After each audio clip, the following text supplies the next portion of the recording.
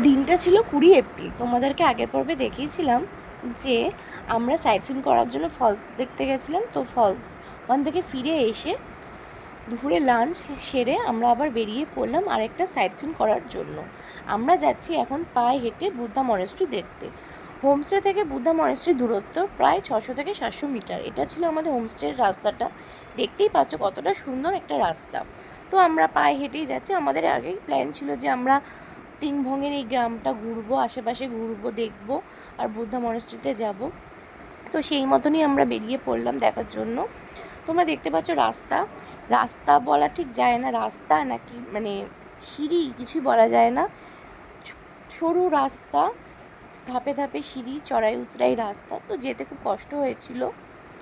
আর আমরা ওই দিন যেহেতু লাঞ্চ ছেড়েই আমরা বেরিয়ে পড়েছিলাম দেখার জন্য, একদমই রেস্ট নিতে পারিনি। আর পুরো পেট ছিল পুরো টাইট, মানে পুরো ভরা পেটে আমরা বেরিয়ে পেরেছিলাম। তোমরা তো ভালো জানো যে ভরা পেটে পাহাড়ে ওঠা কতটাই কষ্টকর। তো যাই হোক, আমরা হেঁটে চলেছি আমাদের গন্তব্যস্থলে যাওয়ার জন্য। তো পথ আর শেষ হচ্ছে না। তো 600 থেকে 700 মিটার দূরত্ব হলেও আমাদের যেতে অনেকটাই টাইম লেগে গেছে, কারণ এই রাস্তাটা ছিল চড়াই উতরাই আর প্রচুর সিঁড়ি, ধাপে ধাপে সিঁড়ি। তো সিঁড়িতে উঠতে তো আমাদের কাল ঘাম ছুটে গেছে আর প্রচুর ঘাম হচ্ছিলো। আর তার মধ্যে আমাদের পেয়েছিলো জল তেষ্টা, আর আমরা কেউ জল নিয়ে যাইনি সেদিন। তো যাই হোক, জল না পেয়েও এক প্রকার আমরা হেঁটেই চলেছি মানে বুদ্ধা মনেস্ট্রি দেখার জন্য। সবাই বলছে ওই তো বুদ্ধা মনেস্ট্রি, ওই তো বুদ্ধা মনেস্ট্রি, কিন্তু আমরা বুদ্ধা মনেস্ট্রিতে মানে পৌঁছাতেই পারছিলাম না, মানে খুব কষ্ট হচ্ছিল। যাই হোক, আমাদের সাথে কয়েকটা কুকুরও ছিল, তোমরা দেখতেই পাচ্ছ ভিডিওতে।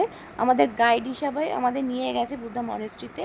আমরা রেস্ট মানে রেস্ট নিয়ে তারপরে ব্রেক করে করে জিরিয়ে তারপরে আমরা ফাইনালি পৌঁছে গেলাম এই বুদ্ধা মনেস্ট্রিতে। তো বুদ্ধা মনেস্ট্রি আসতে কষ্ট তো হয়েছিল, কিন্তু কষ্ট হলো কি করব বলো, আমাদের তো ঘোরারই প্ল্যান ছিল। তো উঠতে উঠতে আমাদের অনেকটা শ্বাসকষ্ট হচ্ছিল। তো যাই হোক, আমরা ব্রেক করে করে যেহেতু জিরিয়ে এসেছি, তো আসার পর আমাদের মানে কষ্টটা পুরো বৃথা যায়নি। এত সুন্দর একটা পরিবেশ, নিঝুম, শান্ত, নিরিবিলি, পরিষ্কার পরিচ্ছন্ন বুদ্ধা মনেস্ট্রিটা তোমরা দেখতেই পাচ্ছ কতটা সুন্দর বুদ্ধা মনেস্ট্রিটা। তো এখানে এসে যা বুঝলাম, এখানে সেরকম ট্যুরিস্ট আসে না, খুবই কমই আসে। আর এখানে সেরকম মানে ঘর বাড়িও নেই, সেরকম হোমস্টেও হাতে গোনা কয়েকটাই রয়েছে। আর এতটা উঁচুতে তো সেই জন্যই কোনো মানে ট্যুরিস্ট সেরকম এখানে আসে না।